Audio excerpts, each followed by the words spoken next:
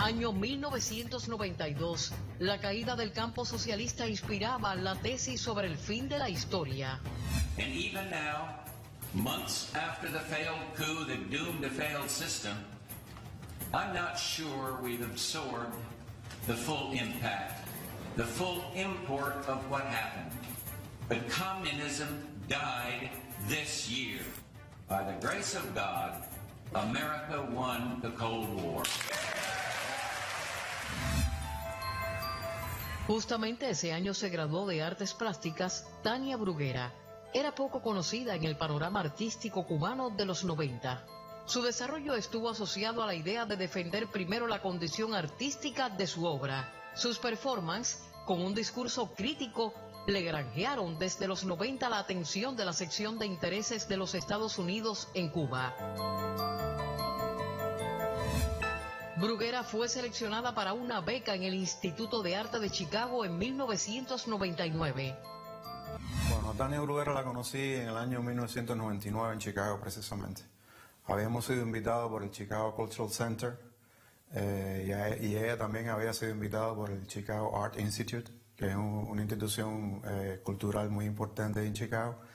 Y los dos entramos en un programa de intercambio. Ellos se dieron cuenta rápidamente cuáles eran los intereses que tenía ella, que básicamente el interés fundamental que ella tiene es ser reconocida, ser famosa en el mundo entero a través de sus acciones conceptuales, y se dieron cuenta y empezaron a trabajarla muy finamente.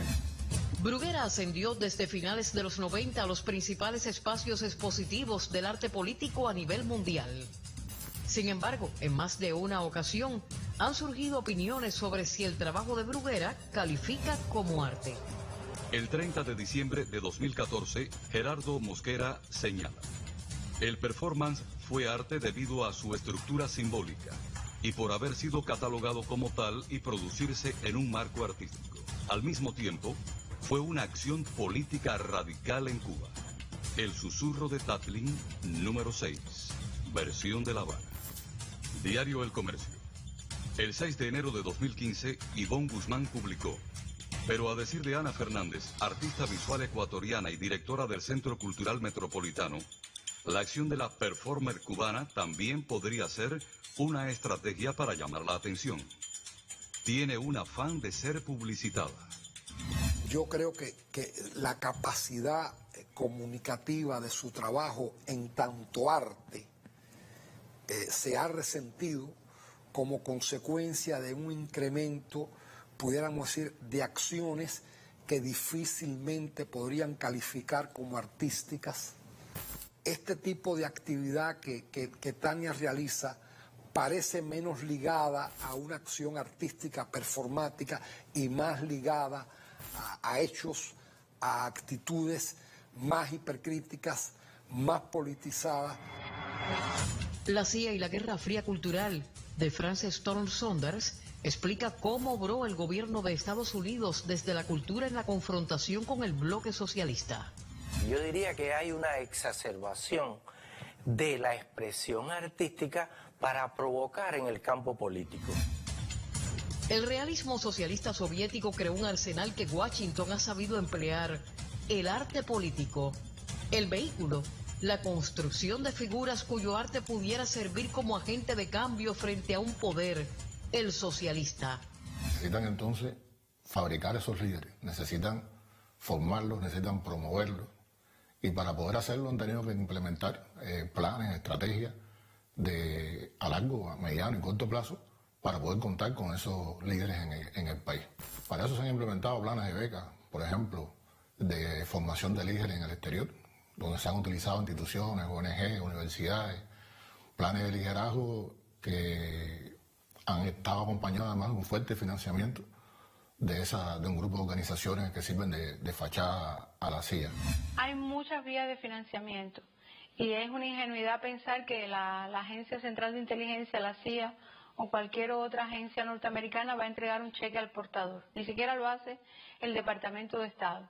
Hay muchas maneras hoy de desmascarar los financiamientos, a través de instituciones privadas, a través de fundaciones, a través de sistemas de crowdfunding, a través de privados que entregan determinada cantidad de montos.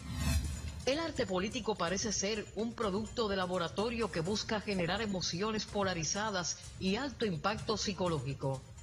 Ellos necesitaban sobre todo cambiar la manera de pensar de los cubanos. Necesitaban construir en Cuba una masa crítica de personas que no creyeran en la revolución. Y nada más valioso que el arte, nada más valioso que la cultura, para poder cambiar los valores.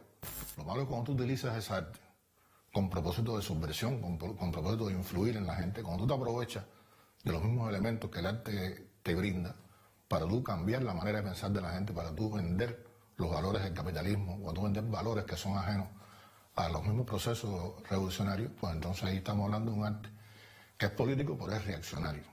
El performance, por sus características, se ha utilizado en función del arte político. Un performance se puede usar para muchas cosas y lo que revela es cuáles son las ideas, cuál es la postura ante la vida, ante el mundo, ante la sociedad que tiene el artista que lo está ejecutando. Es una forma de arte conceptual, transgresor, contestatario a veces o muchas veces, que involucra mucho el cuerpo del artista que lo ejecuta. Hay un grupo de personas que lo ven dentro del territorio de las artes visuales y creen que surgió o lo practican para un poco salir de los marcos institucionales o de los marcos tradicionales de las galerías, los museos, los lugares más, vamos a decir, convencionalmente ligados al arte. ¿Qué mejor performance para Tania Bruguera que una escena llena de jóvenes? Así habló la propia Bruguera en entrevista concedida el 2 de diciembre de 2020 a Periodismo de Barrio, plataforma digital financiada por la Fundación Open Society. Esta última con presencia aprobada en programas de subversión en varios países. Yo pensé, quizás fue una ingenuidad, yo pensé que ellos por primera vez se habían sentido verdaderamente presionados. Puede ser que yo en ese proceso llegue a un punto que diga, las instituciones aquí no funcionan. Te lo digo, va a llegar el momento que yo voy a decir, no puedo seguir dialogando. Sus discursos y el apoyo que logró capitalizar entre los allí congregados le dan primero participación como mediadora y después como agente. En la lista de 30 personas que dialogarían con el Ministerio de Cultura figuran individuos con proyectos sufragados por Bruguera y asociados a la farsa de San Isidro. Quiérase o no, estos esfuerzos hipercríticos, politizados, a la larga contrarrevolucionarios o a la corta, a la mediana y a la larga contrarrevolucionarios, le sirven de sustento a la gran agresión imperial y dificultan un planteamiento claro por la soberanía y la independencia, que de hecho, cada vez que tú lees estos medios y los que le hacen coro, tú te das cuenta que no hay manera de que se pronuncien en ese sentido, y eso también es muy gráfico. La contrarrevolución aprovechó los sucesos del 27 de noviembre para intentar promover la idea de una supuesta falta de apoyo de las instituciones culturales a sus jóvenes creadores y artistas. La intención, desconocer el soporte fundamental ofrecido por la institucionalidad cultural al arte contemporáneo en Cuba, lo que incluye la obra de artistas como la propia Bruguera. Y aquí entramos en otro patrón de la guerra cultural, que es desconocer todo el trabajo de la institucionalidad cubana. Yo me pregunto cuáles de esos artistas, cuando van a exponer o cuando van a presentarse en otro circuito, si verdaderamente no tiene que negociar con la institución de qué va a estar poniendo y qué ocurriría si ese grupo de teatro o ese artista viola la ley de ese país. Debates como los del 5 de diciembre de 2020 dieron continuidad a los diálogos iniciados el 27 de noviembre bajo la premisa de no poner en juego la obra cultural de la revolución. En primer lugar, es positivo que se haya recurrido a la institución para ese diálogo. Yo quiero primero recalcar en lo positivo. Significa que hay un interlocutor válido, que cualquier joven de esos que estaba ahí fuera del Ministerio de Cultura entendía que si en algún lugar se podía obtener un diálogo, se podría empezar a hablar sobre estos asuntos, era en el Ministerio de Cultura. Todos los que tratamos de ser parte del mundo artístico sabemos lo crítico que es muchas veces el cine, que es muchas veces las artes plásticas, muchas veces el teatro, y no pasa nada. O sea, tampoco nos dejemos arrastrar en esa imagen falseada de que la institución no sabe dialogar con el pensamiento crítico. Sí dialoga y sí lo apoya. Yo creo que el problema es que se nos mezcló una cosa con la otra. Y en una coyuntura verdaderamente siniestra, perversa. Como dice Fernando, como dijo Alpidio, Trump le está terminando su mandato y la gusanera, el núcleo duro fascista de Miami, con todas sus ramificaciones, no quieren que la política hacia Cuba cambie. Revolución no es gobierno. No es una institución estatal. Una institución estatal se puede equivocar. La revolución no puede equivocarse.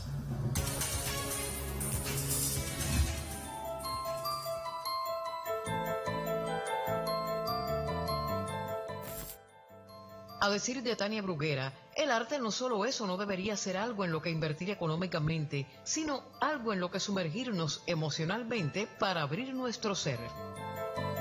Sin embargo, Bruguera no ha dudado en vender hasta el performance El Susurro de Tati número 6. Lo que en su momento fue presentado como una obra de arte cívico, terminó reducido a una mercancía comprada por el Museo Guggenheim de Nueva York. Si sé que de pronto voy a tener la atención internacional sobre mi persona, pues entonces, bueno, a lo mejor me nombro el rey de los poetas o el gran censurado, depende qué es lo que más me convenga para llamar la atención en el escenario donde me van a promocionar. Porque hay un acto de promoción. Lo que pasa que no es un acto de promoción de arte, es un acto de promoción de injerencia política. Con toda intención, sus iniciativas aparecen en contextos políticos específicos y ahí está la esencia de su estrategia de promoción. ¿De qué trata la propuesta que quieres hacer? El llamado es para que los cubanos en todas partes del mundo, no importa dónde estén, salgan a esa plaza, salgan a la calle y se manifiesten. Ser esto explícito es salir a la calle y ganar ese terreno. Yo creo que va a ser bien difícil, no soy ingenua. Cada vez que se ha intentado salir a la calle en Cuba, no se da, vienen muy pocas personas. Su principal interés ya no parece ser la defensa de lo artístico en lo que hace, sino el hecho político en sí y para sí. Al unir la narrativa de la conceptualización con la narrativa de la guerra cultural, empiezas a disfrazar de arte acciones que son pura provocación. Todo este esfuerzo por mantener supuestamente ese espíritu vivo en las redes y en la prensa, lo mismo de parte del llamado Movimiento San Isidro, que de la propia Tania, que de otros, también puede tener un sentido de marketing. O sea, también seguramente puede servir para vender después mejor una obra o para vender un libro, ¿no? Siguiendo el rastro del dinero aparecen los vínculos entre Bruguera y Larisa Diversen, abogada cubana radicada en Estados Unidos y directora ejecutiva de Cubalex. Y presentar a Larisa, que la conocen muchos activistas en Cuba, es como la madrina legal de los activistas, la persona no me va corriendo cada vez que le pasa algo legal para que lo asesore. Pero, ¿qué es Cubalex? Una supuesta organización sin fines de lucro que desde Estados Unidos brinda asesoría legal a contrarrevolucionarios que residen en la isla. Sin embargo, existen pruebas del financiamiento que Cubalex ha recibido de la Fundación Nacional para la Democracia, NED, por sus siglas en inglés. Hay una larga historia de lo que es la NED y cuándo se instala, y que es una institución bipartidista, o sea, se establece de manera con un consenso de las cúpulas de ambos partidos y se ha usado de esa manera. Los propios arquitectos de la NED decían que les permite hacer abiertamente lo que antes la hacía clandestinamente. En 2019, Miriam Comblit, directora del programa de América Latina y el Caribe de la NED, moderó un panel titulado 60 años de comunismo en Cuba durante la 23ª conferencia Forum 2000 en República Checa. Entre los participantes estaban Bruguera y conocidos operadores de la política anticubana como Rosa María Payá y Alexander Otaola. Precisamente Otaola, a raíz de los sucesos frente al Ministerio de Cultura el 27 de noviembre de 2020, acusa a Bruguera de romper el guión al que se había comprometido en aquella reunión en República Checa. Y se vio que uno de los compromisos de ustedes fue dispersar la manifestación. Ustedes se comprometieron a mandar a todo el mundo para su casa. Eso no está bien. Eso no es lo que hay que hacer, Tania Bruguera, y tú lo sabes. Los vínculos de Bruguera incluyen a la contrarrevolucionaria Ana Olema, es alumna de Tania e ideóloga y financista de las acciones de profanación contra los bustos de José Martí. También a Luis Manuel Otero Alcántara, aliado en acciones con propósitos subversivos. Bruguera no ha dejado de gestar acciones de desobediencia civil en Cuba. A través de WhatsApp, centraliza iniciativas como marcar billetes en circulación y propuestas de performance en sitios públicos, tomando como referencia acciones similares ejecutadas contra el campo socialista en la década de los 80. La intención es conquistar el espacio simbólico contra la institucionalidad del país.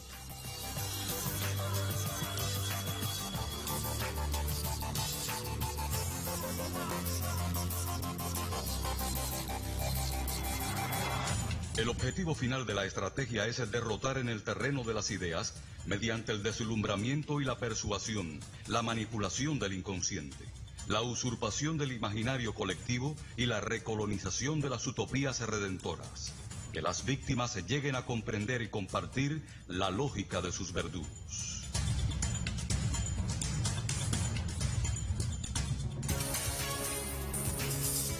Ahora, la soberanía, como bien decía Mark, que totalmente de acuerdo, tiene que ser el límite. Las conquistas sociales tienen que ser el límite. Los derechos constitucionales, que el 80 y pico % de los cubanos votamos, tienen que ser un límite. Porque no puede ser que por tu derecho se vulnere de la mayoría. Y creo que la tradición y la historia es algo vivo y que todos estamos construyendo todo el tiempo. Que seamos herederos de una tradición muy fuerte, y donde los límites están bien puestos, donde todo el mundo sabe hasta dónde se puede llegar, porque muchas personas han derramado sangre por esto. Nosotros también somos dueños de esa tradición y como jóvenes tenemos derecho a construirla y a seguir fortaleciendo las bases de lo que otra gente heredará y también será dueño.